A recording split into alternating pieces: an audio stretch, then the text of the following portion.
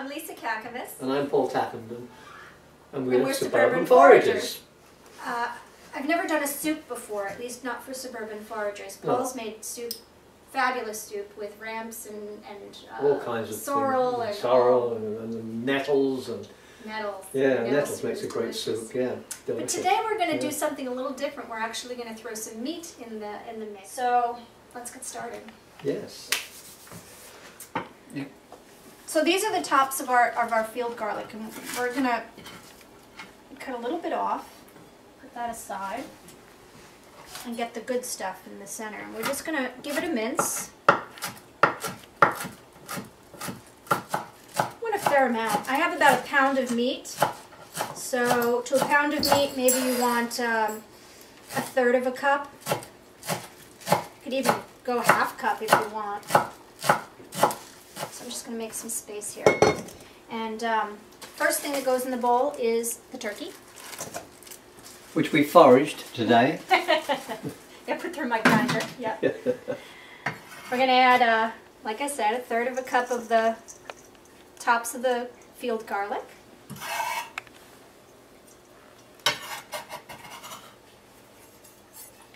Now my breadcrumb of choice, if I'm not doing a gluten-free meatball, is panko. We're going to put, probably about a quarter cup, 1 free-range egg.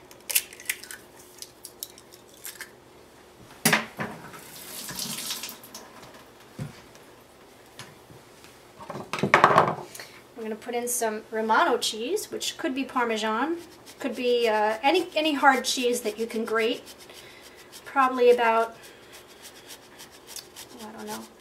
I like a lot of cheese in my meatballs, but let's say a quarter of a cup. We're going to season it a little bit with sea salt.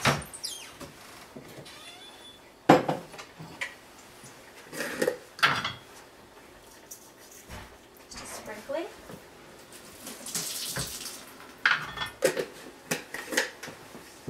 And that's the meatballs. Then you mix them up. And if you find you need to add more breadcrumbs, of course you can do so. Meatballs are a very forgiving item, so you can add whatever or take away whatever or whatever you want to do. But see how the greenery really sticks out with the white meat? You can make these, of course, with beef or any wild game. My goodness, you can even use venison if you want. But the white meat really shows off the greenery. And that's what you want. The easiest way to work with any meatball is you want to wet your hands a bit. Not a lot, just, you know. And we want tiny meatballs. So just roll them about that small. And put them on your baking sheet. Using a metal baking sheet, I would advise that you use parchment. So that A, the meatballs don't stick, and B, that that anything is not touching the metal pan unless it's stainless steel. If it's aluminum, you definitely want the liner. This that I'm using today is stoneware, so it does, and it's pre-seasoned, so it doesn't need oil. It doesn't need any liner or oil.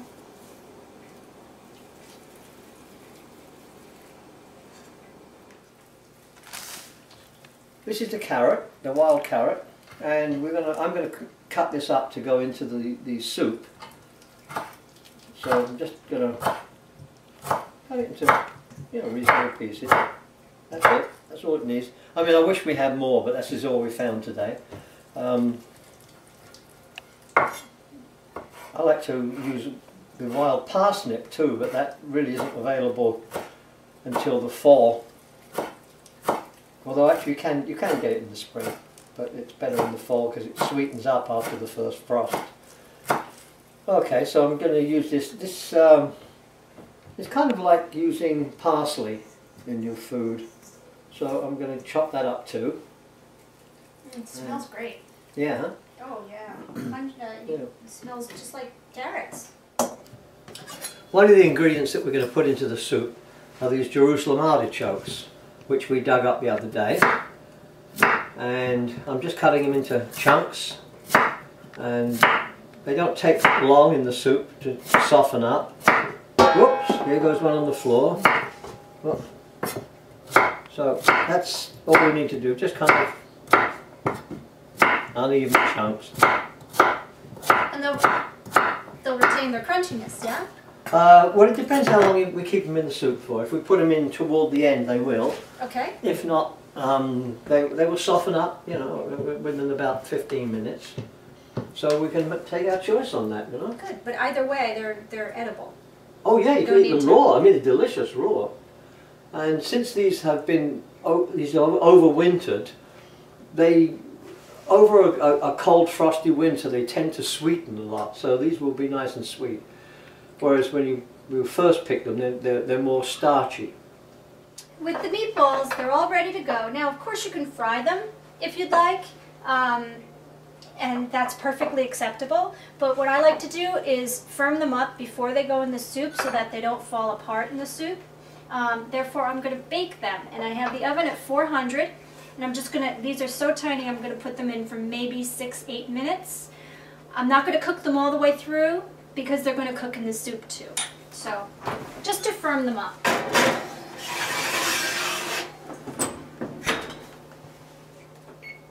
So we're going to start our soup while the meatballs are in the oven by adding a little fat to your pan. Today we're making a chicken soup, so I'm going to use chicken fat as my fat of choice.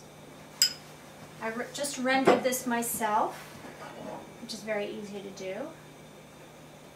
And you swirl the bottom, making sure the bottom of your pan is coated.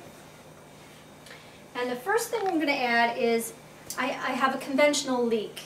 1 leek for this amount of soup that I'm going to make, which is probably going to be about 4 cups, 5 cups.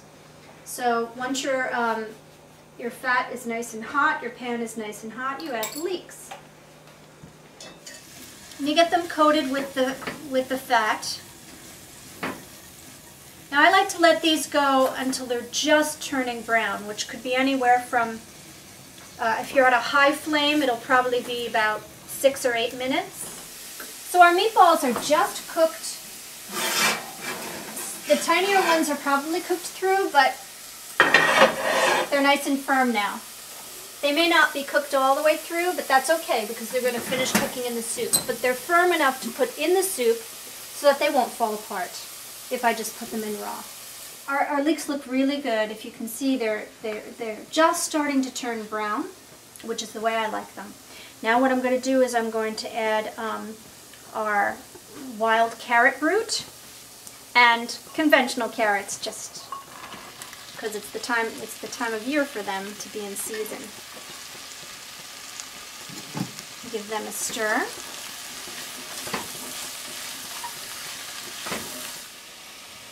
So the next thing we're going to add is the Jerusalem artichoke that Paul chopped up so beautifully.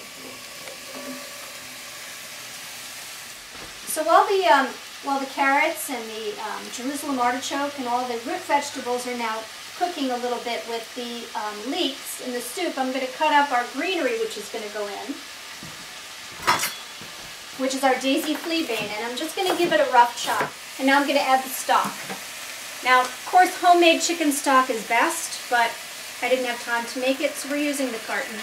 So the soup has come to a boil. I turned down the heat now, and it's simmering nicely. I'm going to add the meatballs. The last component of our soup is we're going to add daisy fleabane, which you can use any green. This is just a beautiful foraged green at this time of year. And we're going to use the wild carrot tops. And that's about, I would say, 1.5 cups packed that I just added. And the soup is nearly done. I mean, once these wilt into the soup, the last thing I'm going to do is do a sprinkling of Parmesan and a squeeze of lemon juice.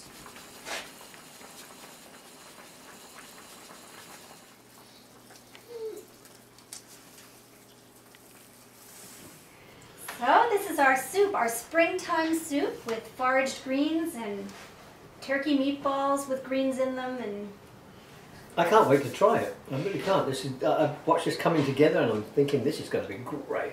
You know, this actually is the perfect starter recipe for anyone who's foraged, because you can literally throw handfuls of anything you find into this soup at this time of year, which is spring.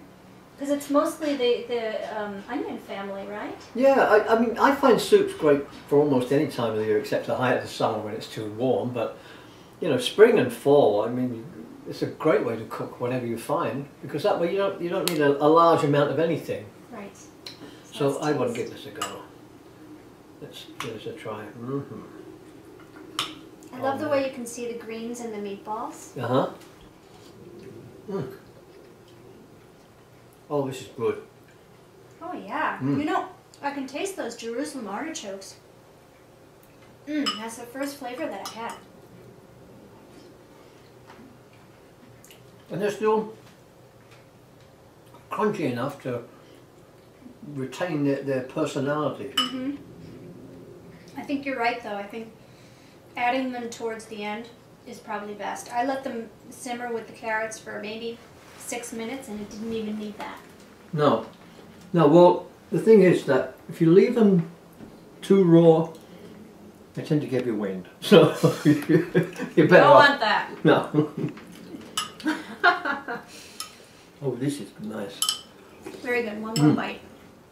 So I would say mission accomplished. Oh, absolutely. This is a great meal. Delicious. Cheers.